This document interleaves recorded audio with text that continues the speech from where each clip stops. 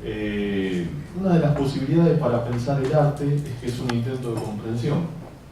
En este caso, quien escribe sobre el mal pretendería entender qué es el mal.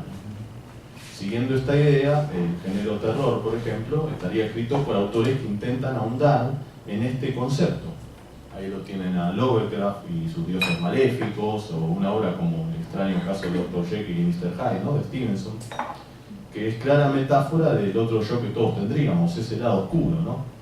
Jung lo llama el lado oscuro de cada uno, la sombra, ¿no? ¿Tiene un lado oscuro usted, César? Sábato seguro. Sábato seguro, pero que no. Bueno, Frankenstein, Drácula serían otros ejemplos, ¿no? Ahora bien, el mal no es propiedad exclusiva de este género. Recuerdo la obra del señor Galinte, que siempre la cito, Tato Pavlovsky, donde el autor se pregunta, y hace que nosotros, como lectores o espectadores, nos preguntemos qué es lo que hace que un padre amoroso sea un torturador, ¿no?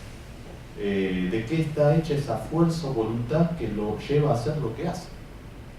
En una primera instancia yo tiendo a pensar que alguien que se pregunta por el mal sería entonces alguien que está en la vereda puesta. Como les había dicho, yo soy un gran tipo, me cuesta escribir sobre el mal, ¿no? Pero si seguimos a rajatabla esta idea, con la cual concuerdo, Marqués de Sade, por ejemplo, ¿saldría mejor compañero en la escuela? ¿Se entiende? No es tan sencillo el asunto, y teorías del arte hay muchas, ¿no? Una vez leí en el diccionario que el mal era la carencia absoluta de virtudes. Me pareció interesantísima la definición. Inmediatamente me puse a pensar en todas las personas de mi alrededor que yo juzgaba malas. El asunto es que me sorprendí primero porque en esa especie de poder que yo me atribuía para juzgar la moral de la gente, descubría menos gente mala de la que yo creía. Y después me sorprendí también porque todo aquel que yo tildaba de malo tenía alguna virtud. O sea, no sería una carencia, ¿no?, absoluta de virtudes el mal. Bueno, Hitler mismo, estuve buscando el otro día, a su perra Blondie y la adoraba. Pero bueno, después le dio las pastillas cianuro para probar si funcionaban, ¿no? Otra pregunta que me hice antes de entrar al mal y la literatura, ¿no? ¿Es malo quien ejerce un daño o tiene que repetirse esta conducta para convertirse en malo, ¿no? Georges Bataille, que escribió un libro titulado La literatura y el mal, sugiere que hay diferencia entre actuar mal y hacer el mal. No es lo mismo. Es interesante, ¿no? Deducimos entonces que toda teoría, por más cierta que parezca, ante la realidad hace agua. Es inevitable también asociar el mal al poder. Uno se pregunta entonces, ante el poder, ¿el mal aparece o simplemente despierta de su letargo? ¿O se había manifestado ocasionalmente, pero con el poder de su lado se hace más frecuente, más poderoso? ¿Se adquiere o se nace con esta condición? Una suegra, por ejemplo, puso acá, esa capacidad que tiene para el mal, ¿no? ¿La tendría previamente o la adquirió cuando conoció a su yerno? Che, ríanse. Entiendo que esta es una pregunta que nunca podría responderse. Por todas estas razones, porque el arte trata sobre las pasiones humanas. Recuerdo ahora que Hegel decía que en toda obra de arte tiene que haber un dilema ético, ¿no? Hizo bien, hizo mal, esto está bien, esto está mal. Bueno, si toda obra de arte tiene que tener un dilema ético, el tema del mal es crucial.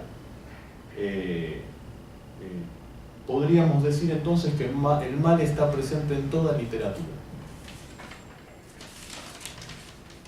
En este libro que cité antes, La literatura y el mal, Bataille habla de Baudelaire, de la germinación de sus flores del mal, también escribe del ya mencionado Sade, del conde de Lautréamont, de William Blake, de Kafka, el mal encarnado por la ley todopoderosa y carente de piedad. Incluso habla de su historia del ojo. No sé si lo leyeron, es un libro surrealista y erótico que siempre recomiendo.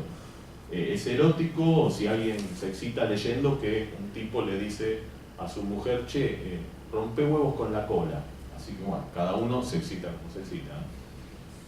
Se podría agregar a Calígula también, ese emperador romano que, dolido por la muerte de su hermana y amante, no solo Cortázar es un muchacho incestuoso, ejerce con la excusa de la libertad el crimen.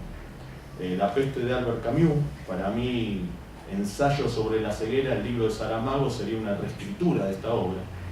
Está claro que ante situaciones límite de peste, de ceguera contagiosa, asoman la nobleza, pero también surgen las miserias humanas.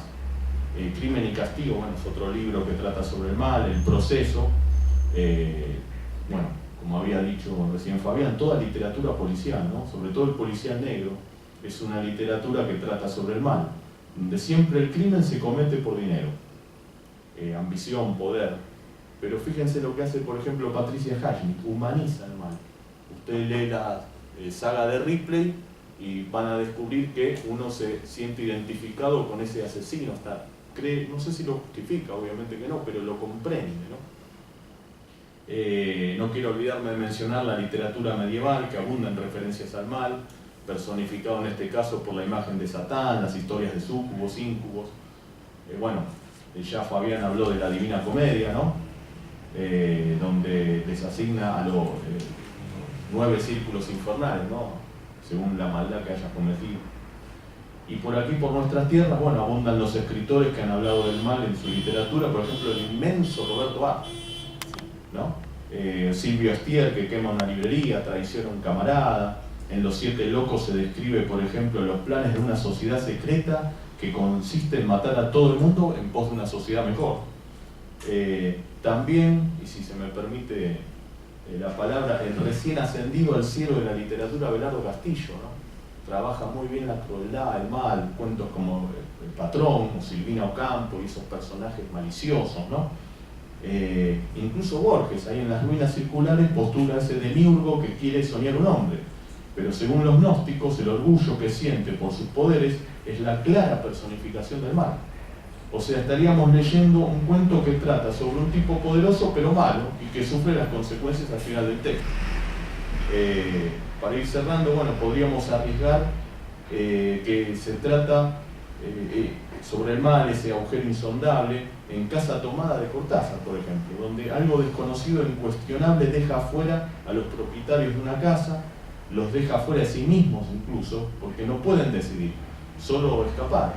Ahí me surge lo ominoso de Freud, ¿no?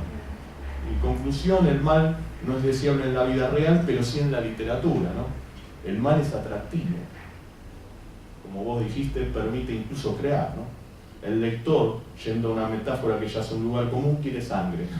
Sin el tema del mal, como asevera Bataille, la literatura se volvería más que aburrida.